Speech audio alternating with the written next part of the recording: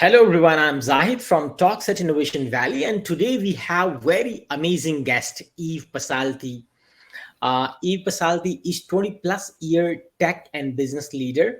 Currently, she is the senior director at Microsoft's Azure AI engineering organization, responsible for scaling and commercializing artificial intelligence solutions. She was previously the head of strategic platform at Google Cloud, where she was working with strategic 500 companies, helping them grow their businesses through digital transformation initiatives. Eve currently serves on the board of V Global Studios, a full stack startup innovation studio supporting female entrepreneurs. I'm so excited to have Eve Pasalti.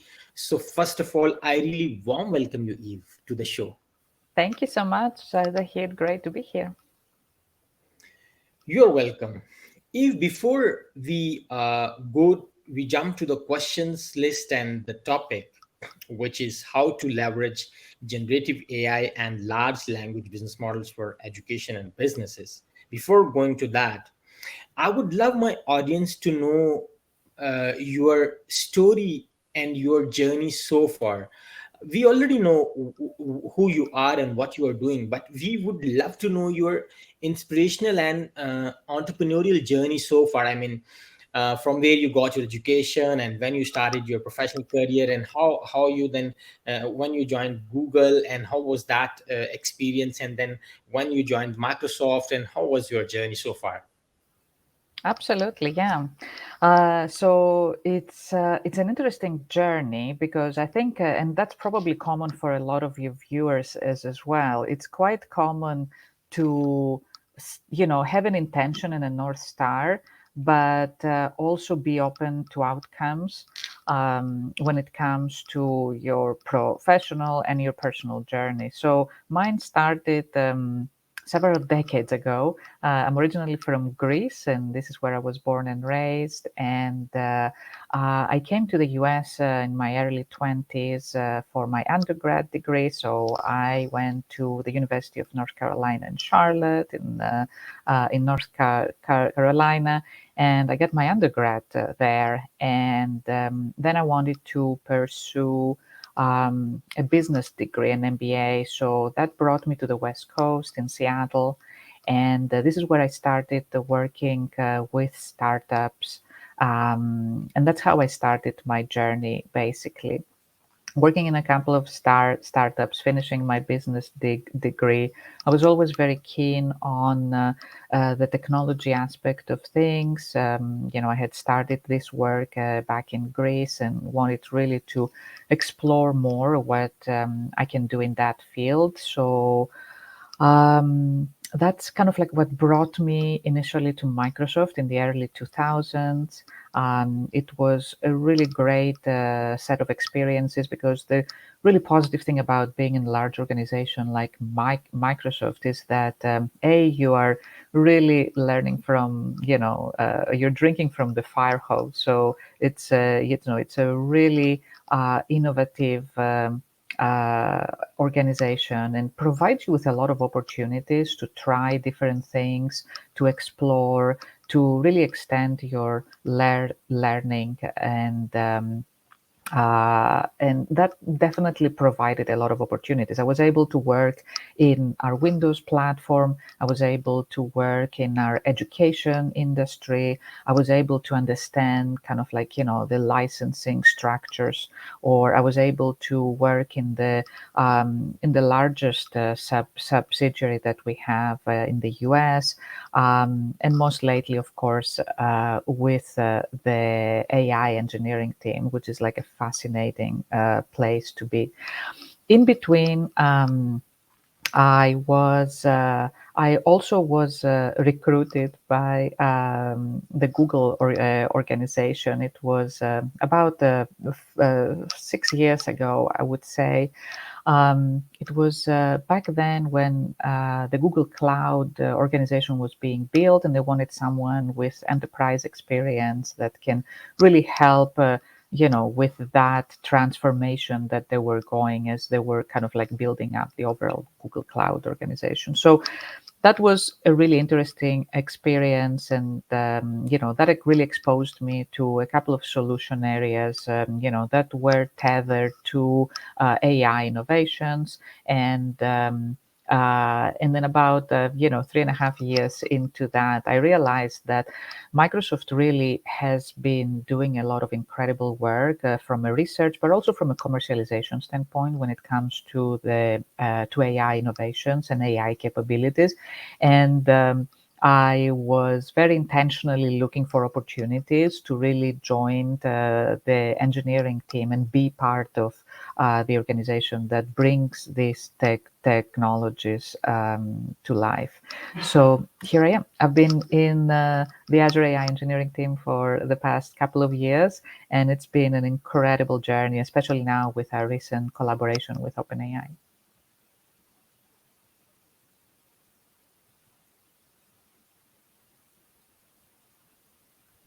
Amazing journey, Eve.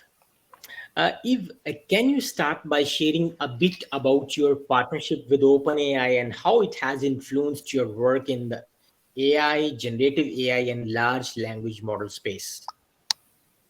That's a great question, and it also, I think, it's a great collaboration that we started with OpenAI several years ago. It's a really close partnership that we formed around the development of artificial intelligence technologies.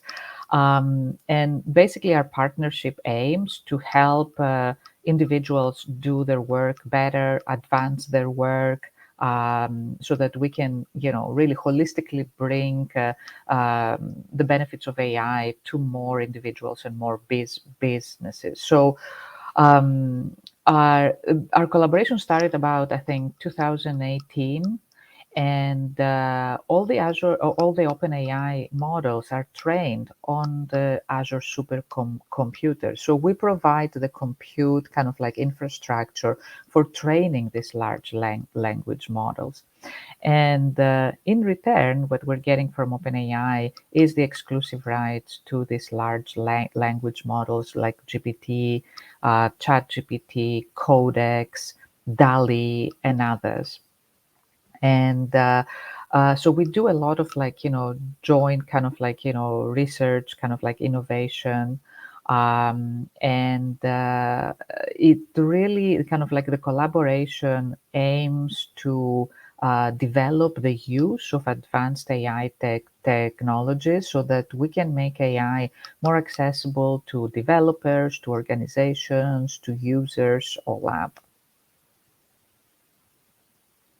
And also, I want to also point out that not only we take these models and we kind of like make them available as an enterprise service through our Azure AI portfolio, but we also use the OpenAI model capabilities to infuse other existing Microsoft products like our Dynamics tools, like Microsoft 365, Microsoft Teams, Bing, Xbox, and other Microsoft products.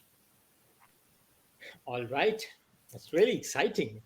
So, Eve, could you please provide an overview of Azure OpenAI and its key features and capabilities that are relevant to the education and business?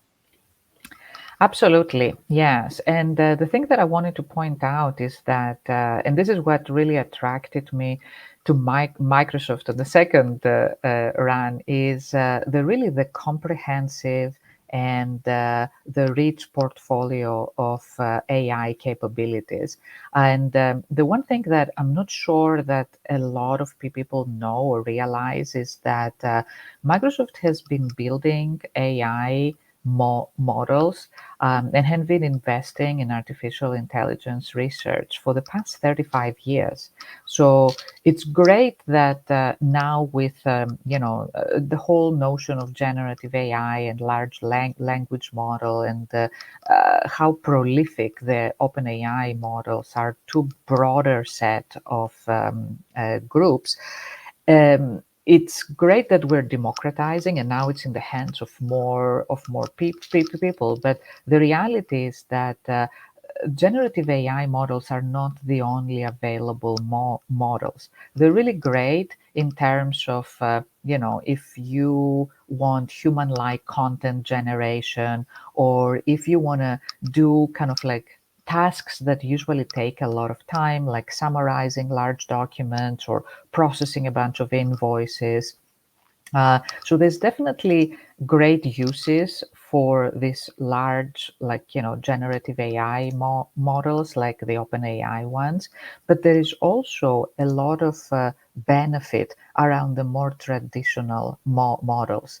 And the good thing is that within the Azure AI portfolio, you can have both. You can have both kind of like the traditional, very narrowly trained pre-trained models, like, you can do speaker recognition.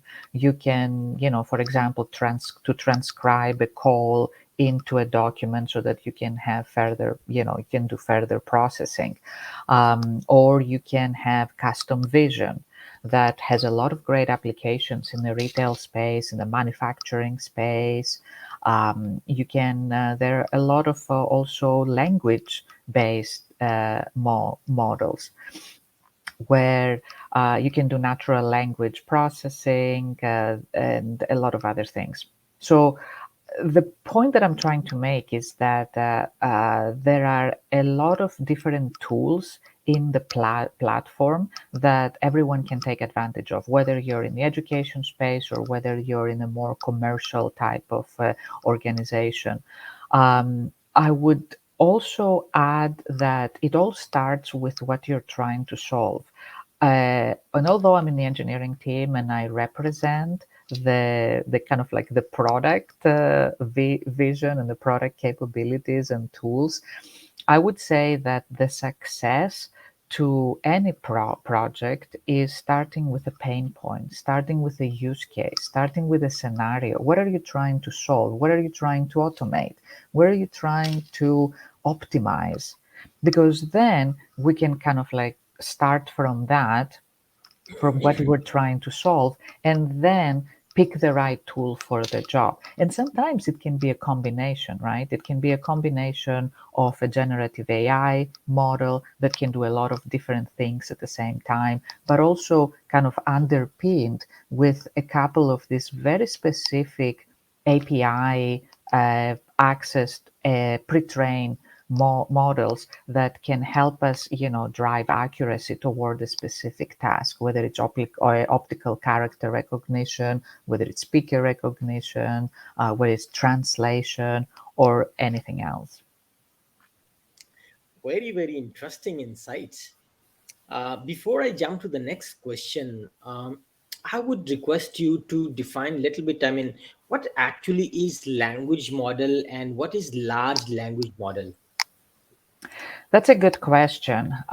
So I would start with like just a definition of the traditional model development, because for the past like 30 plus years, this was the norm, right? You had to do, let's say, a particular task, like you wanted to build a classification model because you wanted to kind of like sort different emails or different images or documents or whatever that task at hand was. So you wanted to build a classification model. You would get a bunch of data, you will label them, you will train the model, run inference, you will continue the training of the model, and the model will be great at that particular task.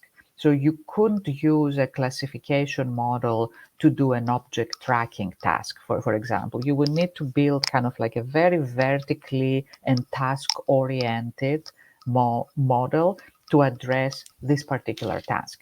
And it's great because these models are very accurate, they're very precise. So that's why I said it depends on the use case and what you're trying to solve. Because if your problem is classification, you don't need a generative AI model. You can take a classification model, either a pre-trained one, or if you have the capabilities and skill set within, your own team or your own organization, then you can build your own. Now, That's kind of like the traditional model side of things. Now, when you look at the foundation models, these large language models, basically what we're seeing is that there's still machine learning models that are trained on a large amount of unlabeled data. And that allows them to be adaptive to do a lot of different tasks. So a foundation model, a transformer model, as we say, which the OpenAI models are part of, still get trained with the same text, images, speech, or structured data, IoT data, whatever kind of like data you feed into training the model. But it can it can adapt and do a lot of different tasks. So it can do a sentiment analysis and it can do question and answering at the same time, or it can extract information, it can do image captioning. So basically what you are doing, instead of building a task specific model, you are building a more general one that has been trained on a large corpus of data, including the internet, including some additional data sets. And this way, you are training a model to do a lot of different and more general and a variety of different tasks. Hopefully, this helps. All right. So, Eve, what are some specific business scenarios where you have seen the successful application of generative AI and large language models? Could you share a few examples or customer stories so far? Absolutely, yeah. And again, this is very new, and we're working with early adopter customers. So this is not really all the use cases or all the scenarios that we see. So I would really invite your viewers to add in the comments, or really recommend the use cases or the scenarios that they see from their end, since now a lot of teams have access to the OpenAI and the Azure OpenAI model. So from an Azure OpenAI standpoint, what we see is some of the top scenarios that are coming up over and over again are usually associated with call center analytics, because this is where you have a lot of content that is fairly unstructured. So you have conversation logs that it's very hard to weave through to understand the context, the sentiment, summarize things and create an action from. Usually you need a team of humans to go through a lot of these documents, a lot of these transcripts, and make sense of it. And this can be a time consuming, it can be a costly really effort. So a couple of things that we see specifically for generative AI use in various organizations across different industries is the content generation piece. Basically, using Azure OpenAI to generate a human-like email or a human-like communication. This is a great way to personalize a communication with a customer without having a human script it. Also, we see summarization. This is, again, a really great, efficient way to use a pre-trained large language model to summarize a huge body of conversational logs. It can not only summarize things, but it can extract the sentiment. It can, kind of like summarize maybe next steps. And it provides a lot of great time-saving tools for the humans to do what's important, or to do higher level tasks, right? And then another thing that we see mostly with developer groups is the whole code generation piece. Remember that these large language models have been trained both on natural language and code. So you can use English, or you can use, French or German or any other language really, to convert that language into code, into C sharp. into Python, into SQL, into a lot of different options. Also, we see a lot of use cases where developer teams are using these large language models to do code documentation, which is something that no developer wants to do, right? Uh, and of course, we see a lot of cases around semantic search, how to do knowledge mining, whether it's associated to a specific product or service.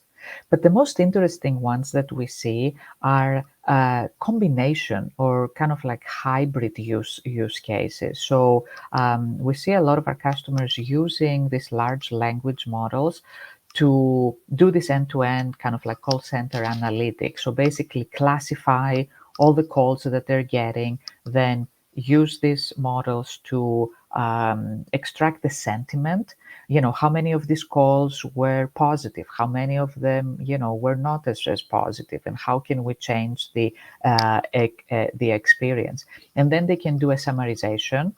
This is what happened through the call in a very, very succinct way, so that you can take action, and then you can use the content generation capability of these large language models to generate an email. So you have that kind of like end-to-end life cycle of a call center analytics scenario being addressed at a fraction of the original time it would take for humans to do this. And you can now save time, you can save money, and you can really free up time for your teams to do higher level tasks.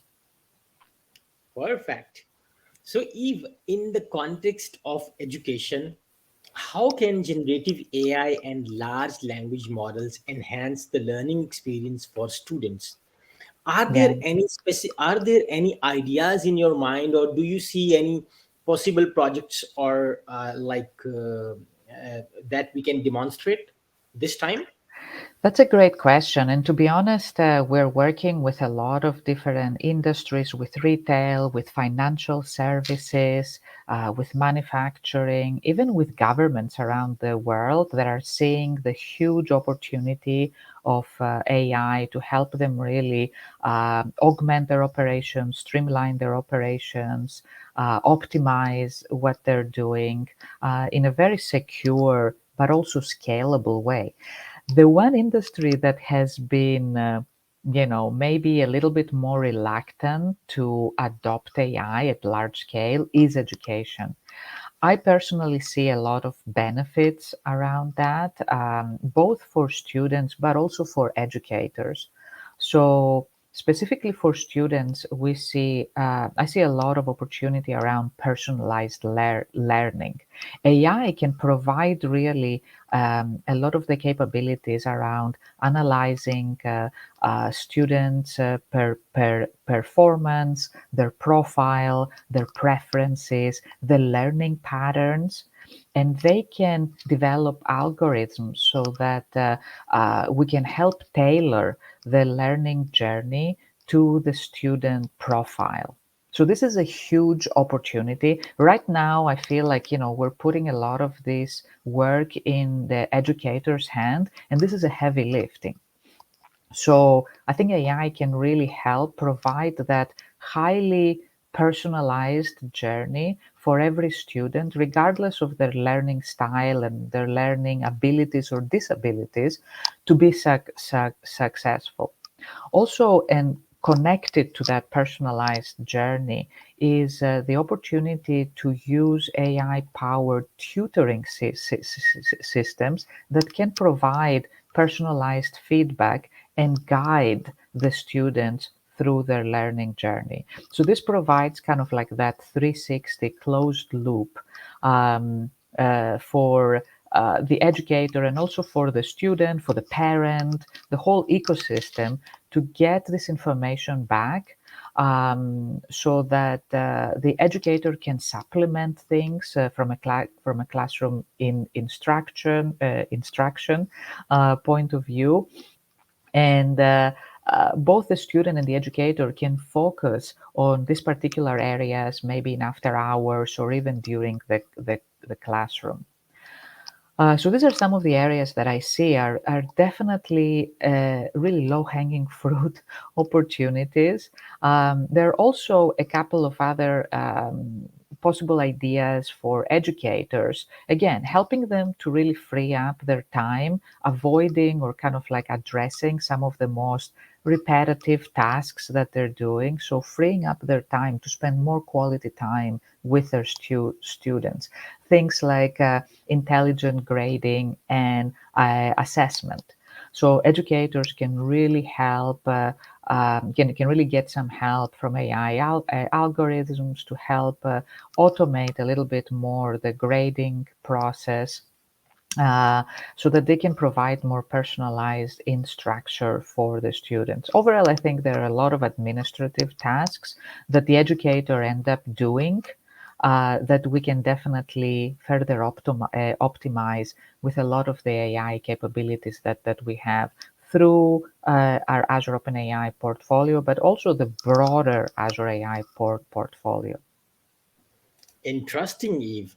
Eve, what are some of the potential challenges or limitations of using generative AI and large language models in education and business setting? And how do you address them? Yeah, that's a great point because I think it's although this, especially the generative AI models, are very large and very powerful. We need to make sure that we provide the right responsible AI capabilities, and we do that in kind of like two levels. And I think everybody that is using either kind of like as an individual or as part of an organization, these capabilities need to be fully aware. So a couple of considerations that I would like always think about or check when I'm about to evaluate or I'm about to use um, AI capabilities, open AI capabilities, large language models, generative AI models, everything under the sun, basically. I would first make sure that there is a governance or there is a process around evaluating these models, understanding the data that these models were trained on, understanding where the data lives, who has access to these models, um, and how my interaction with the model, especially through kind of like a conversational AI experience like ChatGPT, how is this data going to, where is it going? And if it's going to be used to further train these models. So you need to like really pay attention to the privacy considerations, the security considerations to safeguard the experience for you, your teams, your families, everyone who is getting access to that. Now, from a Microsoft standpoint, what we do, and that's the difference between the OpenAI models and the Azure OpenAI models, is that in order to bring them into Azure, we do additional work from an engineering standpoint to make sure that these models are manageable. So basically, you can assign users, and you can, manage it like any other service, cloud service, uh, that it's reliable. So, things won't go down, especially if you have applications, websites, or other like, critical mission, critical applications running on that, that it's scalable. So, as you grow the initiative, your organization, as you grow your customer base or the scenarios, this can grow with that. And the most important piece is the responsible AI. And again, the responsible AI is about the right tools that are embedded in the product. And this is what we do, right? And that's the fundamental, I would say, difference between OpenAI and Azure OpenAI.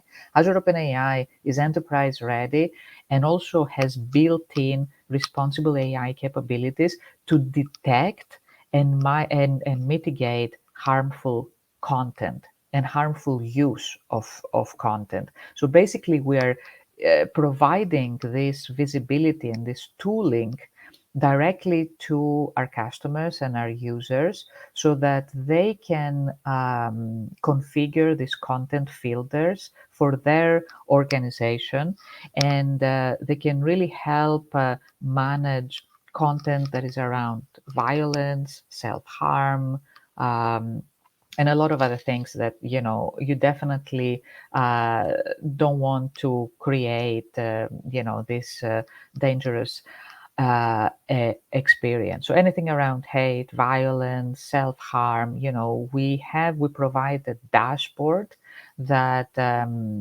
you can further configure, and you can safeguard the experience for your users and your teams. Really interesting. If uh, considering the rapid advancements in AI technologies, how do you see the future of generative AI and large language models shaping the education and business landscapes? For example, um, exciting thing is, I mean, what makes you exciting, how you imagine the future of business and education on the base of these technological advancements, specifically generative AI and large language models? Yeah, that's a big question. And to be honest, this is the answer probably will also evolve over time. The one thing that we see is that these large language models provide a lot of different capabilities. They're getting updated, they're getting optimized uh, weekly, daily, monthly. So we see a lot of rapid advancements, and the evolution is really, really at a much faster pace than we've seen, like 10 or even 5 years ago. So that's a good thing, but that also means that the landscape will keep really evolving with it. um, Definitely, also another thing that we see that is really exciting is that right now, like before AI was that elite kind of concept, it was, really for a very small group of individuals that, were PhDs, were highly trained in data science. So there was no really true democratization of the overall concept. So that is definitely changing. We see, now with prompt and engineering, the ability to basically kind of like manipulate the prompt to further fine tune or to customize these large language models for your organization or for your personal use is absolutely changing the landscape of how we were thinking about artificial intelligence, machine learning, and deep learning for the past like 20 plus years.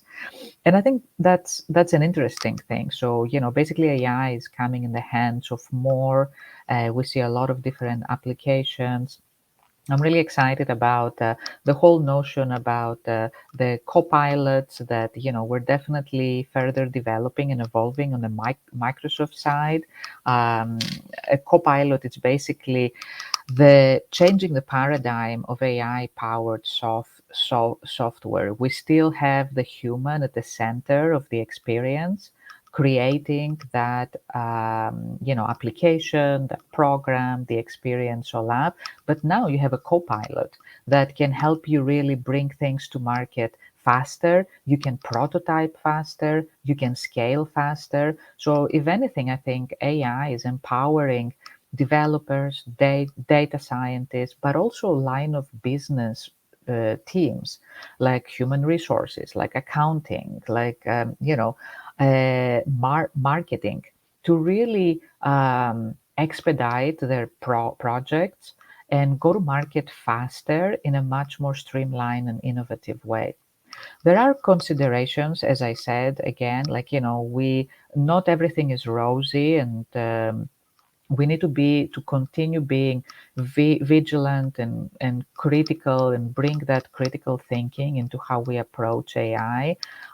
Again, where is the data coming from? What kind of data sets were used in order to train these models? How we can really drive the traceability, the visibility, so that we don't really create or bring bias into this process. So we're doing again our best to create the right tools to have individuals be the drivers in their own journey. And also the other thing that I would like really highlight is we need to pay attention not only on the technology but also on the governance, so putting together the right processes, maybe putting together a center of excellence with the right kind of like stakeholders across multiple areas of the business, to make sure that we have the checks and balances and we continue to monitor and iterate how these models are being used, what are the results that they're driving, if we see any anomalies, if we see any bias, and how to continue really iterate so that we have a safe experience for all. All right. Eve, what recommendations would you like to give to educational institutions and businesses who are looking to leverage generative AI and large language models effectively? Any specific strategies or approaches would you like to share with them? Yeah, that's a great question. I would say that I would invite everyone to really experiment with the different options that the various AI models bring into life. Um, I think in the future, every company and every institution will be an AI based company and institution. I see AI as a horizontal kind of underpinning set of technologies that can help us really automate a lot of mundane tasks. It will help us unlock creativity for a lot of teams that might not have time to really, really do this work. Um, so it's a great way to support businesses that want to do rapid prototyping, that want to be quick to go to market.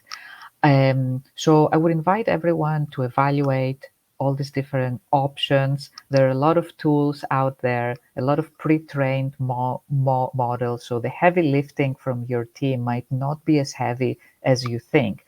You don't have to have data science teams to develop your own models. There are a lot of really capable and very powerful pre-trained models that can be easily accessed through an API. So it's a matter of understanding, what are you spending most of your time in, and can you cut this time by half by introducing AI into this process? So that I would start there.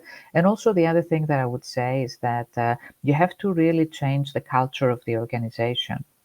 You have to be agile, you have to be open, and you have to create a culture of lifelong learning.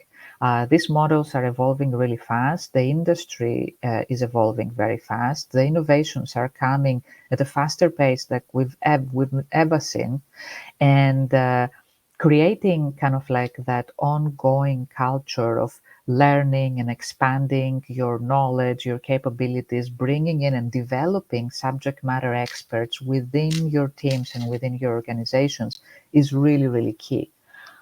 Especially as AI will become kind of like the underpinning technology for most of the work that we do, regardless if you're a retailer, if you're a higher ed institution, a bank, or even a government.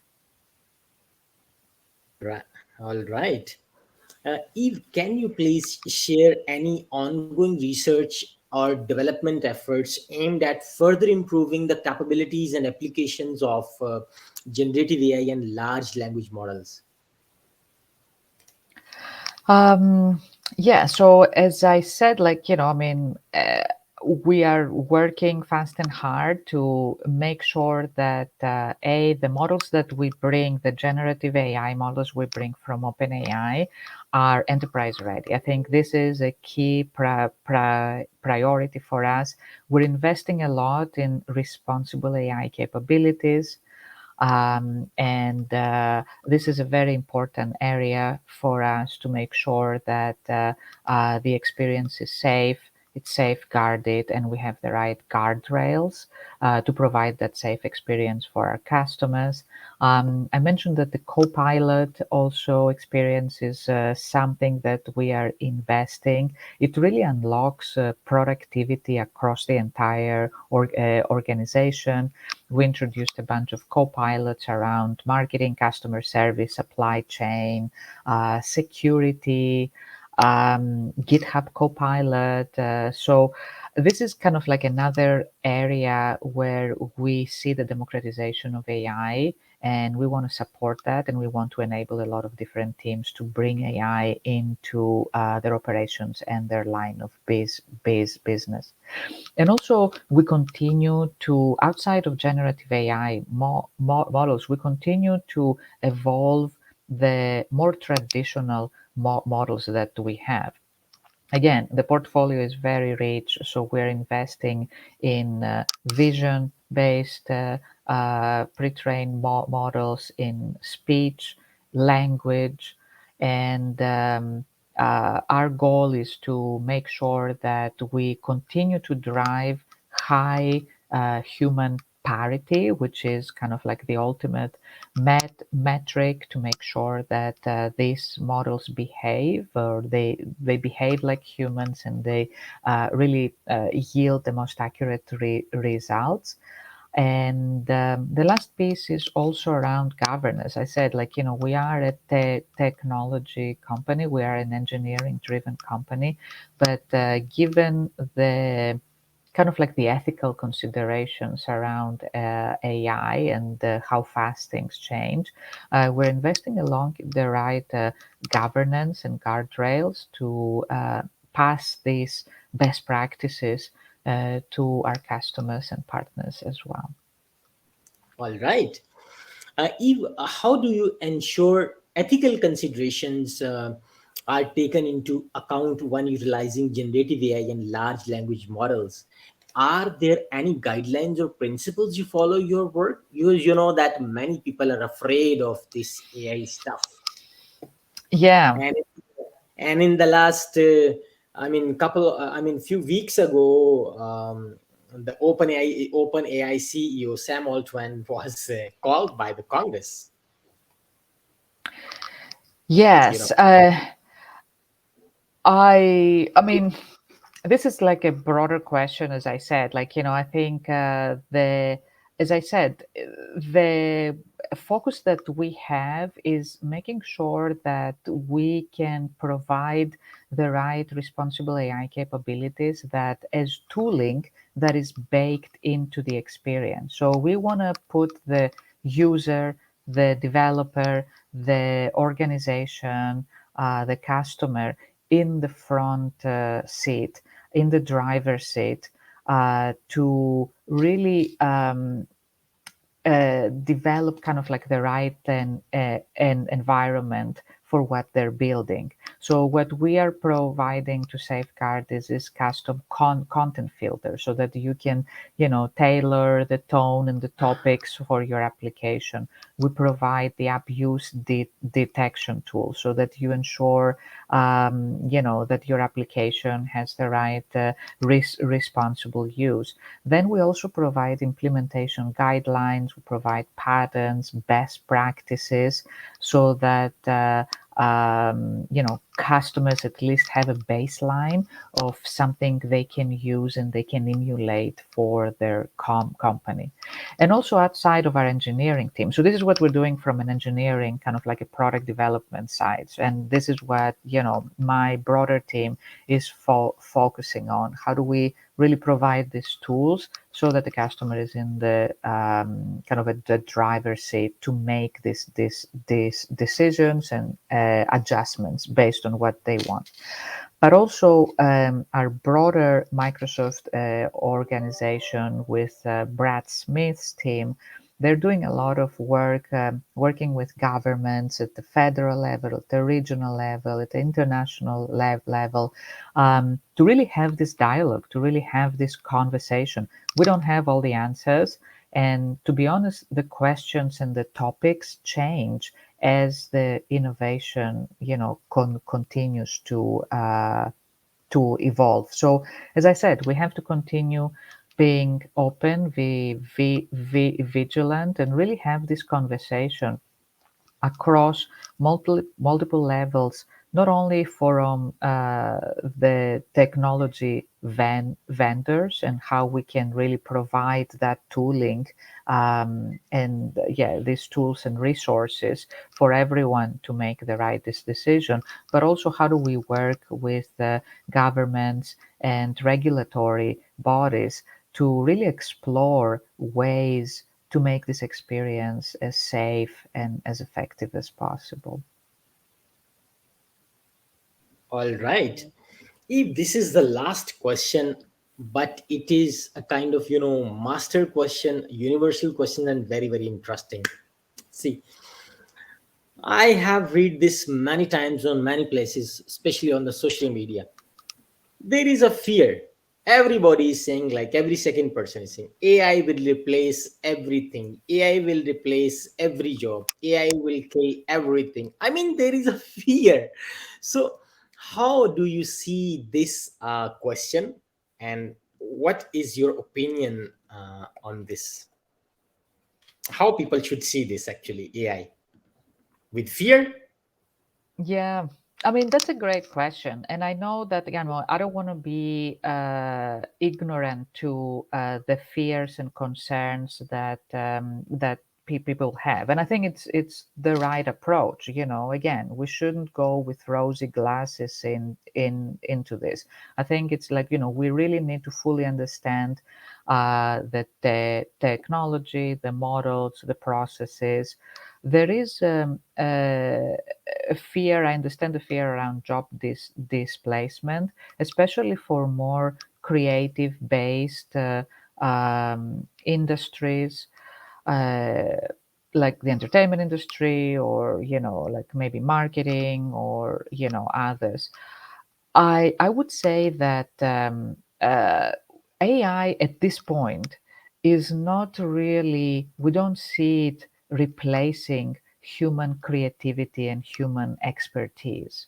So what we see is that AI becomes a tool, becomes kind of like a way to be more efficient with what you're doing, a way to cut your kind of like repetitive tasks down, so that you can focus on more things that require critical thinking or creativity. So for example, if you are a marketer, and now you can create really cool images with DALI, or you can create kind of like really interesting taglines using GPT. Does this mean that you are irrelevant? No, it means that you can create a campaign in, probably half the time it would take you before. You can provide more options to your customers. You can, you have a baseline to further iterate, so you don't have to start from scratch every single time. So that's an example where I see like AI becomes your co-pilot, compared to really getting you out of a job. um, so that's kind of like my experience with that. I don't want to say that it will not replace jobs, but at the same time I think it will create jobs. Like the notion of a prompt engineer did not really exist, if you think about it, 3 or 4 years ago.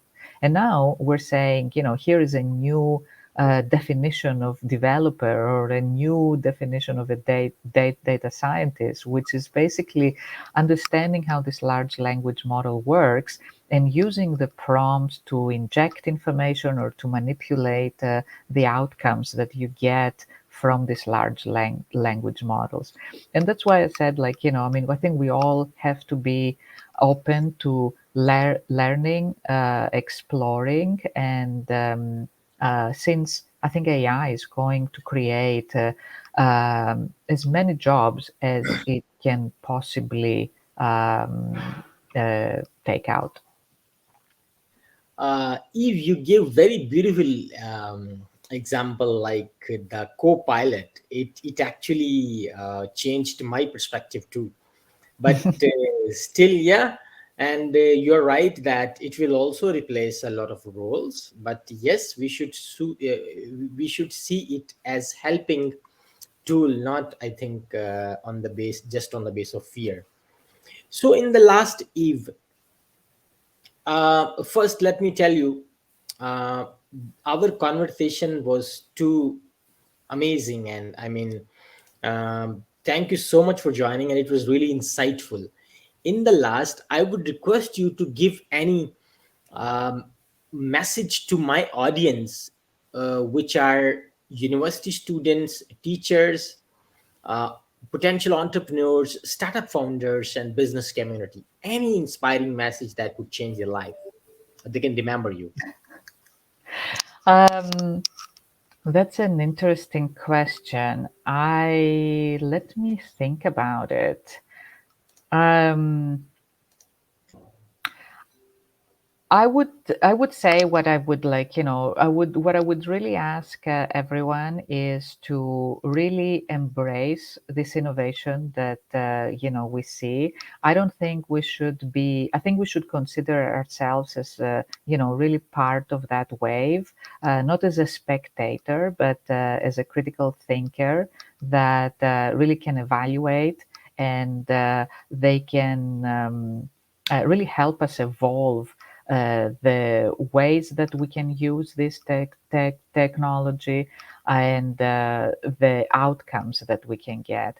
The Where I see it, we basically provide the technology, we provide the tools, we provide the platform, but the exciting part of our job is to see how our customers, how our users, whether they are in the commercial space or the academic space, take this and what they're able to do in order to bring innovation or optimization to their everyday work and their everyday life. So I really want to invite everyone to experiment with not only large language models, but with the broader capabilities that AI brings, and and start to kind of like incorporate bits and pieces into their everyday work, into their everyday tasks, because that's the only way we can collectively learn and we can collectively develop best practices so that we can foster